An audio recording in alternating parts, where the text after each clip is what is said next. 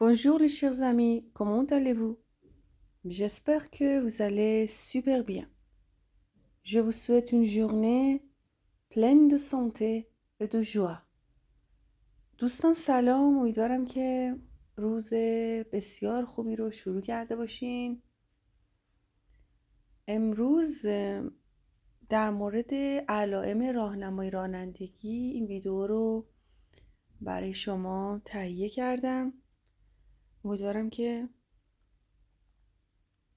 خوشتون بیاد. خب بریم سراغ اولین مکالمه. Le premier dialogue. Stationnement interdit. Stationnement interdit. یعنی پارک کردن ممنوع. Interdire یعنی ممنوع کردن. Stationner یعنی پارک کردن. Stationnement c'est un nom. Stationnement interdit پارک کردن ممنوع. خب این مکالمه بین نگهبان یک در واقع مجتمع مسکونی و یک راننده یک ماشین، یک اتومبیل اتفاق میفته. Gardien. Vous ne pouvez pas stationner ici. Vous ne pouvez pas stationner ici. L'automobiliste. Mais je ne peux pas trouver de place. Je ne peux pas trouver de place. Le gardien. Vous pouvez stationner au parking là-bas. Vous pouvez stationner au parking là-bas. Automobiliste. Mais je ne peux pas payer 10 euros de l'heure. Je ne peux pas payer 10 euros de l'heure. Combien de personnages dans cette conversation? Il y a 2 personnages. Qui sont les personnages? Un homme, le gardien et l'automobiliste. Le gardien. Vous ne pouvez pas stationner ici. pouvoir توانستن بود دیگه، درسته؟ pouvoir. Vous ne pouvez pas stationner c'est un verbe infinitif. دقت کنید امروز توی این درس فعل pouvoir و vouloir رو بررسی میکنیم. بعد از این دو فعل به صورت مصدر میاد. میبینید که stationner c'est un infinitif یعنی مصدره. نمیتونید اینجا پارک کنید. Vous ne pouvez pas stationner ici. Stationner, infinitif. Vous ne pouvez pas stationner ici. Pouvez, c'est la conjugaison du verbe pouvoir. L'automobiliste, c'est-à-dire le chauffeur, le conducteur, l'automobiliste, راننده اتومبیل. Mais je ne peux pas trouver de place. Je ne peux pas trouver de place. Trouver de place. trouver de place یا trouver des places یعنی جای پیدا کردن. خب je ne peux pas trouver de place. نمیتونم جایی پیدا کنم. place pour stationner جای پارک. Je ne peux pas trouver de place. Le gardien. Vous pouvez stationner au parking là-bas. میتونید توی پارکینگ پارک کنید اونجا. ایسی لبا. پس 2 تا قید مکانم یاد میگیرین. ایسی اینجا، لبا آنجا. Vous pouvez stationner au parking là-bas. Mais je ne peux pas payer 10 euros de l'heure. Je ne peux pas payer 10 euros de l'heure. نمیتونم. Je ne peux pas باز به صورت منفیه. فعل pouvoir به صورت منفی. نمیتونم برای هر ساعت 10 یورو بدم. Je ne peux pas payer پرداخت کردن. 10 euros de l'heure.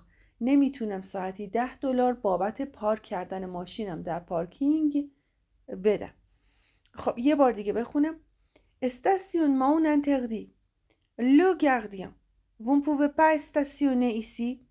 L'automobiliste. Mais je ne peux pas trouver de place. Le gardien. Vous pouvez stationner au parking là-bas. L'automobiliste.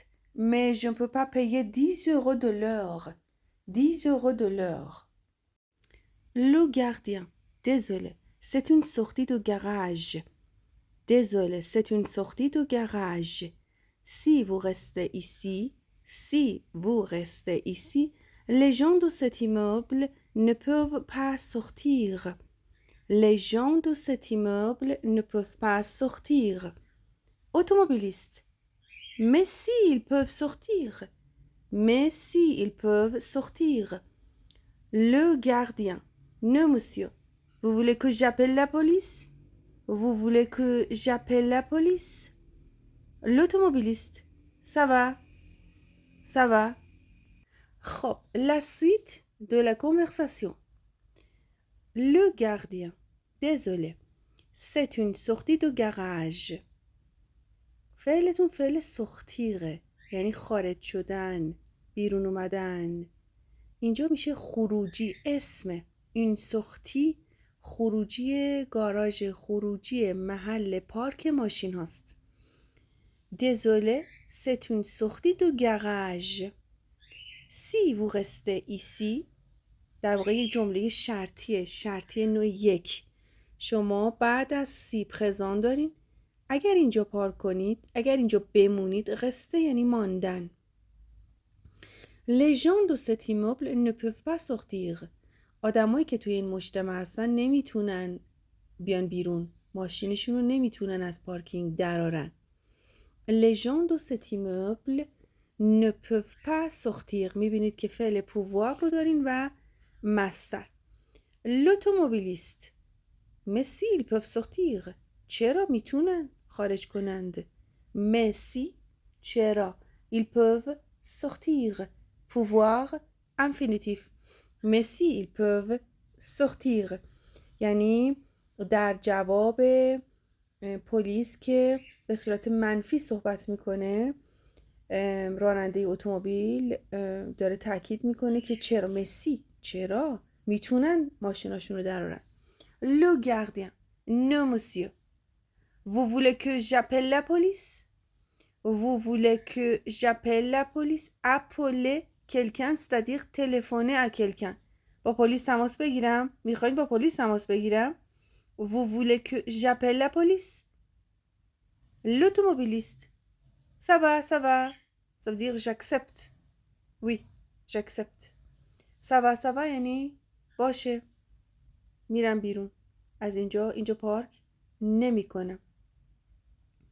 خب. Le gardien, désolé, c'est une sortie de garage. Si vous restez ici, les gens de cet immeuble ne peuvent pas sortir. L'automobiliste. Mais si, ils peuvent sortir. Le gardien. Non, monsieur. Vous voulez que j'appelle la police? L'automobiliste. Ça va, ça va. Bon alors, écoutez le premier dialogue plusieurs fois. Et ensuite, répondez aux questions. La première question. Qu'est-ce que le gardien dit à l'automobiliste? Qu'est-ce que le gardien dit à l'automobiliste? Dire quelque chose à quelqu'un. گاردین چی به راننده اتومبیل میگه؟ Qu'est-ce que le gardien dit à l'automobiliste? Il dit que Monsieur, vous ne pouvez pas stationner ici. Monsieur, vous ne pouvez pas stationner ici. Qu'est-ce que l'automobiliste dit au gardien? Qu'est-ce que l'automobiliste dit au gardien? Qu'est-ce qu'il dit? Oui, il dit, je ne peux pas trouver de place. Je ne peux pas trouver de place. Qu'est-ce que le gardien veut faire? Qu'est-ce que le gardien veut faire? میخواد چیکار کنه گاردین؟ Qu'est-ce que le gardien veut faire? Oui, il veut appeler la police. Il veut appeler la police. میخواد با پلیس تماس بگیره. Appeler la police. تماس گرفتن با پلیس. خب یه نکته بهتون بگم. ما برای تماس گرفتن 2 تا فعل داریم. اپوله و تلفن. اپوله حرف اضافه ای نداره. اپوله لا پلیس. اما اگر شما تلفن رو استفاده کنید، تلفن اکل کرد. Il veut téléphoner à la police. Il veut appeler la police. این 2 تا فعل رو تمیز بدین و دقت کنید. خب دوستان، چند تا تابلو دو سینیلیزاسیون رو با هم مطالعه کنیم. تابلوهای راهنمایی رانندگی. پاساژ پور پیتون، پاساژ پور پیتون، محل عبور عابر پیاده. این تابلو رو هر جا دیدین باید قبلش وایسین تا عابرین پیاده رد بشن. پاساژ پور پیتون. Entrer est interdit. Entrer est interdit. ورود ممنوع. Entrer est interdit. Danger. Danger. تابلوی خطر. Danger. خب این تابلوهای مثلثی میدونید که تابلوهای هشدار دهنده هستن. Risque de chute de pierre. Risque de chute de pierre. خطر ریزش سنگ. Risque de chute de pierre. Passage 3. Passage 3. جاده باریک میشه. Passage pour écolier. Passage pour écolier. محل عبور دانش آموزان. خب تابلوی بعدی دودن. دودن. دست انداز. دودن. میدونین که این تابلو مثلث و قرمزه و خطره. Interdiction de faire demi-tour. Interdiction de faire demi-tour. یعنی دور زدن ممنوع. Interdiction de faire demi-tour. Virage. Virage. به پیچ جاده نزدیک میشوید. اینم علامتیه که علامت هشداره تو این تابلوهای زرد. یعنی در واقع آگاهی میدن به شما. به پیچ جاده نزدیک میشید. ویراژ. Interdiction de dépasser. Interdiction de dépasser. سرعت ممنوع. Arrêt. Arrêt. ایست. Passage d'animaux sauvages. Passage d'animaux sauvages. محل عبور حیوانات وحشی. Fusion de voie. Fusion de voie. لاین ادغام میشه یا ورود به راه اصلی از راست یا از چپ. Fusion de voie. Travaux mécanisés. Travaux mécanisés. محل انجام کارهای عمرانی یا کارگران مشغول کارند. Chaussée glissante. Chaussée glissante. جاده لغزنده است.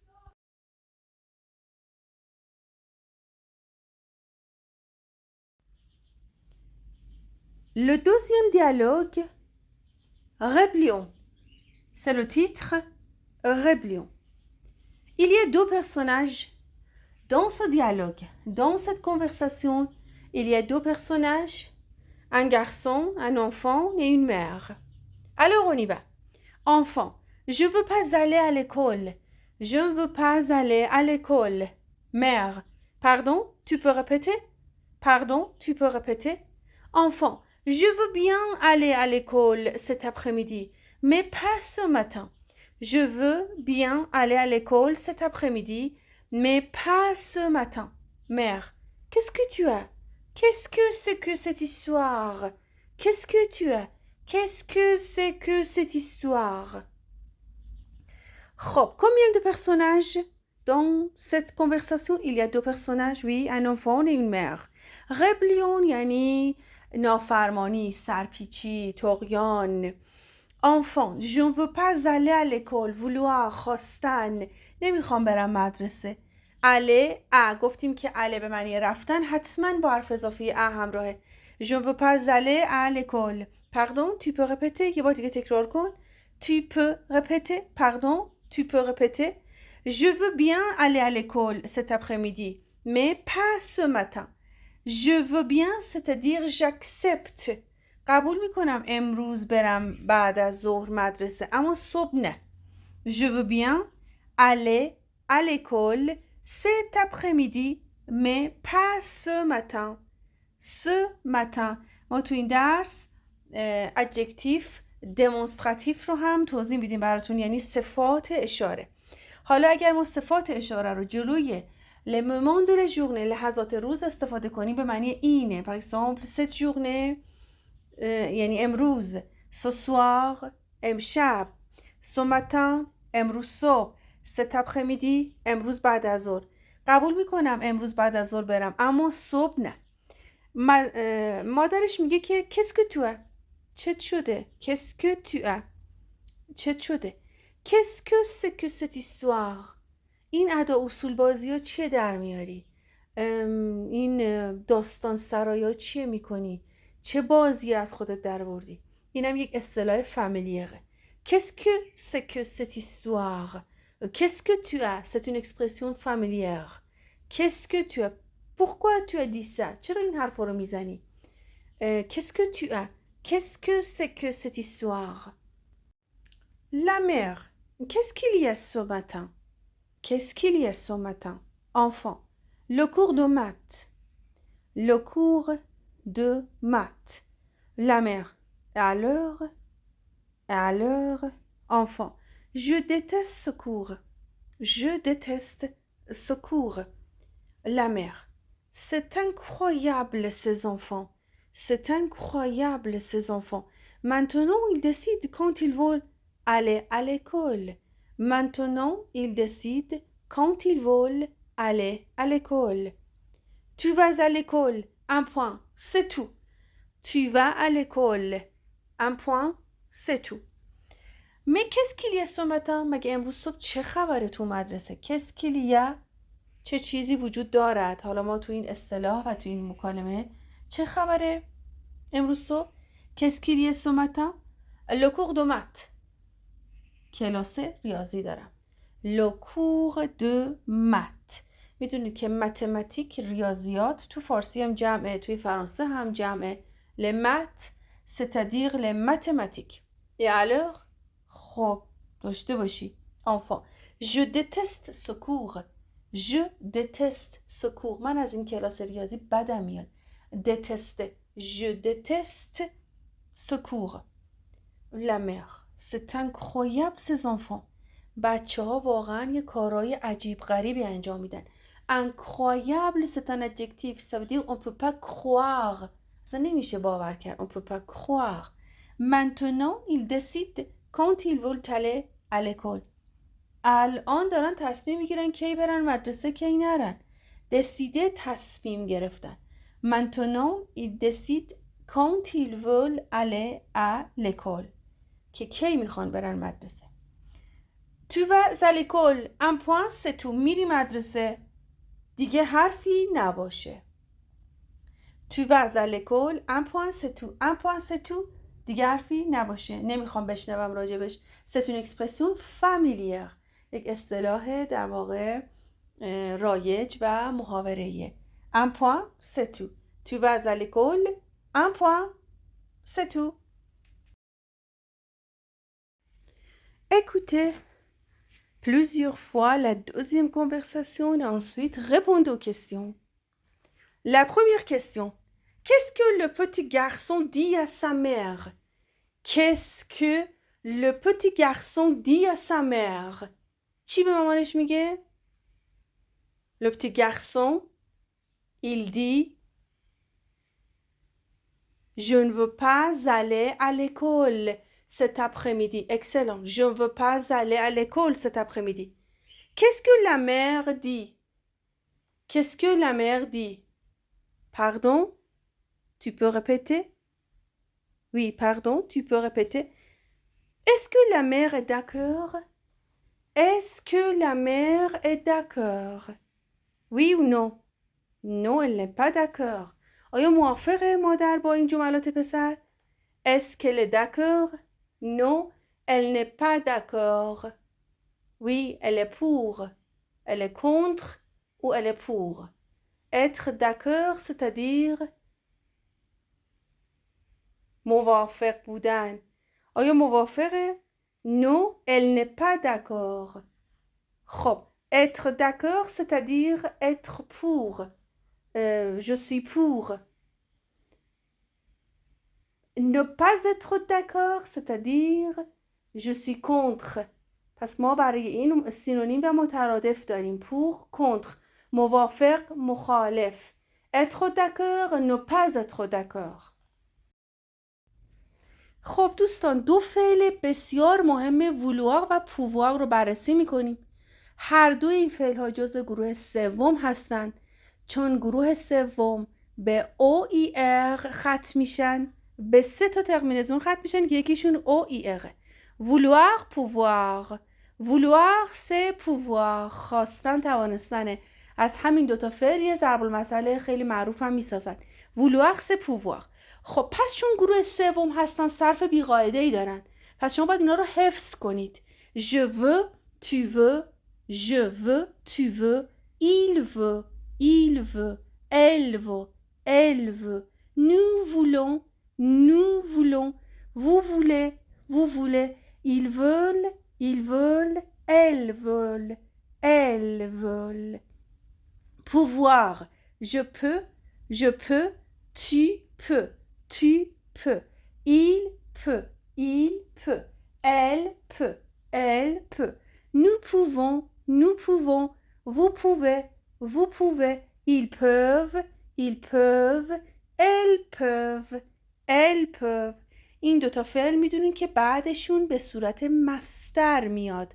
اگر قرار باشه فعلی بیاد همونطور که توی درس دیدین je veux aller à l'école میخوام برم مدرسه. je ne veux pas aller à l'école نمیخوام برم مدرسه. tu peux répéter میتونی تکرار کنی. میبینین که توی درس هم داشتیم. پس ما بعد از این فعل ها اگر قرار باشه فعلی بیاد به صورت مصدر میاد، به صورت انفینیتیف میاد. خب حالا میخوایم این فعل ها رو منفی کنیم. میدونیم که منفی کردن و نگاسیون در فرانسه با 2 المان ساخته میشه. نو avant le verbe, pas après le verbe. نو قبل از فعل و pas بعد از فعل.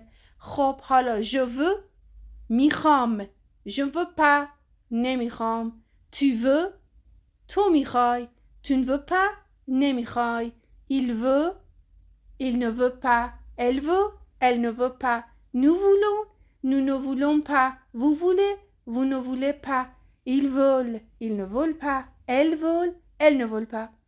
Je peux, میتونم، je ne peux pas, نمیتونم. Tu peux, tu ne peux pas, il ne peut pas, elle ne peut pas. Nous pouvons, nous ne pouvons pas, vous pouvez, vous ne pouvez pas, ils ne peuvent pas, elles ne peuvent pas. C'est la négation de vouloir et pouvoir. Vouloir c'est pouvoir. خواستن توانستن. Je voudrais être plus poli pour une demande. میدون که ما برای درخواست‌های مؤدبانه نمیگیم je veux. نمیگید میخوایم. یعنی از این جمله آمرانه و با تحکم استفاده نمی کنیم. میگیم je voudrais est plus poli pour une demande. مؤدبانه تره برای درخواست دادن. Je voudrais une baguette. Je voudrais des croissants. Je voudrais 1 kilo de sucre. Je voudrais mon livre. کتابم میخوام. هر درخواستی که شما دارین از je voudrais استفاده میکنید و این مؤدبانه تره. C'est une demande en politesse. یک درخواستیه به صورت مؤدبانه.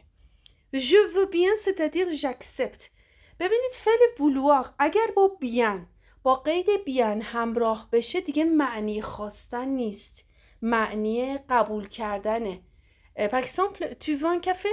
Tu veux un café? Je veux bien merci. قبول میکنم. میخوام. بله. میخوام. قبول میکنم. ممنونم. J'accepte. Pas vouloir bien, c'est-à-dire j'accepte. Je veux bien, c'est-à-dire j'accepte. Tu veux un café? Je veux bien merci. خب les adjectifs démonstratifs. صفات اشاره. ببینید توی فارسی ما برای اشاره به نزدیک از این و آن استفاده می کنیم. برای مفرد اینها و آنها برای جمع و اشاره به دور آن و آنها برای مفرد و جمع. حالا ببینیم معادل این صفات اشاره در فرانسه چه چیزهایی هستن. Un matin, c'est un homme masculin, singulier. Un matin. خب matin به معنی صبح یک کلمه هست که هم مذکره و هم مفرد. خب ce matin امروز صبح. توی درسم براتون توضیح دادم که جلوی لحظات روز le moment de la journée اگر شما از adjectif démonstratif استفاده کنید به معنی امروزه. مثلا امروز صبح ce matin امروز صبح. Une année Une année c'est un nom féminin singulier. یک اسم مفرده و اسم مؤنث féminin singulier. cette année امسال des gens مردم آدمها masculin pluriel اسمیه که مذکر و جمع masculin pluriel ces gens این آدمها این مردم des histoires féminin pluriel histoire c'est un nom féminin. خب حالا اگه ما بخوایم بگیم این داستان ها این تاریخ ها این ماجراها ces histoires. خب پس یه بار دیگه با هم چک میکنیم. برای اسامی مذکر مذکر مفرد، برای اسامی مؤنث مفرد set، برای اسامی جمع masculin و féminin pas différent. تفاوتی نداره که شما اسمتون در واقع مذکر باشه و مؤنث باشه. سه استفاده میکنیم و حواستون هم باشه که اسم بعدی جمع بسته میشه و اون اسم ne se prononce pas تلفظ نمیشه. ce matin امروز صبح، cette année امسال، ces gens این آدما این مردم، ces histoires این روایات این تاریخ ها این ماجراها. خب حالا همینجا بهتون بگم اگر شما یه خط تیره بعد از سومتن اضافه کنید و لا استفاده کنید، لایی که روی اکسون گراو داره سومتن لا یعنی آن روز صبح. حالا مثلا سولیور این کتاب اشاره به نزدیک سولیور لا آن کتاب، پس ما یه خط تیره اضافه میکنیم و لا استفاده میکنیم ال اکسون گراو سولیور ست کلاس این کلاس ست کلاس لا آن کلاس سه ژان این آدما این مردم ها این مردم سه ژان لا آن آدم ها اون مردم. خب پس سه لیور سه کلاس این کتاب ها این کلاس ها سه لیور لا سه کلاس لا آن کلاس ها آن کتاب ها.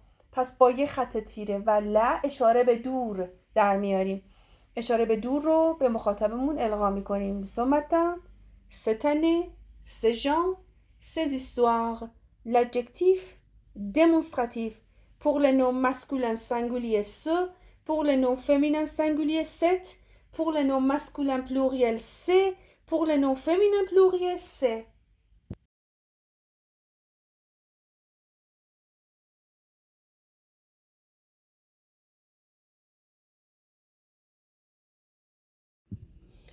خب si le nom en masculin commence par une voyelle, quelles sont les voyelles en français? A, E, I, O, U, Y et parfois H. Ce devient set. خب ببینید اگر اسم مذکری با حروف صدادار یا با اش شروع بشه، قاعده صفت اشاره این بود که ما سو استفاده کنیم برای اسامی مذکر. درسته؟ تو اسلاید قبلی توضیح دادم pour le nom masculin singulier ce. حالا اگر این اسم مذکر با حرف صدادار شروع شده بود مثل امی، با اش شروع شده بود مثل اوپیتال، مثل ما نمیتونیم سو استفاده کنیم. چرا؟ چون برخورد دو تا حرف صدادار داریم پشت سر هم. سو به او ختم میشه و امی با حرف صدادار شروع میشه. این قاعده رو ما در زبان فرانسه در گرامر فرانسه نداریم. پس چه کار میکنیم؟ سو دوین ست. فقط دقت کنید اون ستی که یه دونه ت داره اولا همون تلفظی رو داره که دو تا ت هست. ست اون la même prononciation و این برای اسامی مذکری استفاده میشه که با حرف صدادار یا با اش شروع بشن. par exemple un ami cet ami un hôpital cet hôpital un homme cet homme cet ami این دوست cet hôpital این بیمارستان و cet homme این مرد. حالا اگه بخوایم بگیم اون دوست cet ami là cet hôpital là cet homme là اون مرد. خب این از این ست on la même prononciation. اونی که یه دونه ت داره با اونی که دو تا ت داره یه تلفظ رو دارن. حواستون باشه به این مسئله. فقط اونی که یه دونه ت داره ستی که یه دونه ت داره برای اسامی مذکری استفاده میشه pour les noms masculins qui commencent par une voyelle ou parfois un H. Quelles sont les voyelles A, E, I, O, U, Y et parfois H. Ce devient cet. Par exemple, un ami, cet ami. Un hôpital, cet hôpital. Un homme, cet homme. Cet et cet ont la même prononciation. Faites attention. Cet et cet ont la même prononciation. C'est un petit quiz. Répondez librement. Répondez librement. La première question. Est-ce que vous voulez continuer à étudier le français? Le français est facile ou difficile? Est-ce que vous voulez continuer à étudier le français? Répondez-moi. Le français facile ou difficile? Est-ce que vous pouvez? Est-ce que vous voulez continuer à étudier le français? La deuxième question. Est-ce que vous voulez visiter des pays étrangers? Est-ce que vous voulez visiter des pays étrangers? Et la troisième. Est-ce que vous pouvez passer un jour sans manger?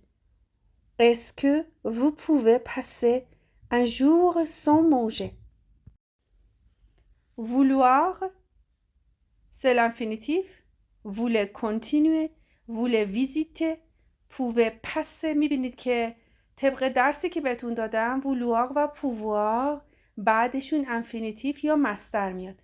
سال اول میگه که آیا میخواین ادامه بدین به مطالعه کردن فرانسه؟ آیا میخواین ادامه بدین به مطالعه کردن فرانسه؟ فرانسه سخته برای یادگیری؟ میخواین ادامه بدین؟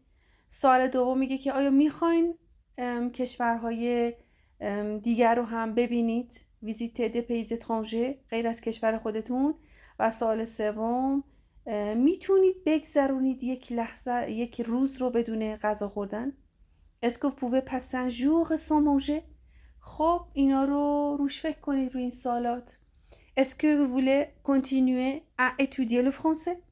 Est-ce que vous voulez visiter des pays étrangers? Est-ce que vous pouvez passer un jour sans manger? Merci beaucoup de m'avoir suivi jusqu'à la fin de cette vidéo. بچه ها خیلی ممنون، دوستان عزیز خیلی ممنون تا پایان ویدیو منو همراهی کردین. اگر از این سبک ویدیوها خوشتون میاد تو لایک میزنین، یعنی اینکه این ویدیو به مخاطبان بیشتری نشون داده میشه. کامنت که میذاری من خیلی دلگرم میشم در ساخت ویدیوهای جدید و بهتر. و اینکه شما لینک کانال رو اگه لطف کنید در کانال های خانوادگیتون یا به دوستان کانال رو معرفی کنید، اینکه مخاطبان بیشتری بتونن از ویدیوها و از مطالبی که من تو کانال میذارم استفاده کنند. خب این هم به نفع من میشه و هم به نفع شماها. من دلگرمتر میشم و ویدیوهای بیشتری رو براتون میسازم و میذارم. خب خیلی ممنون. Merci beaucoup. Au revoir à la séance prochaine. À plus. Au revoir.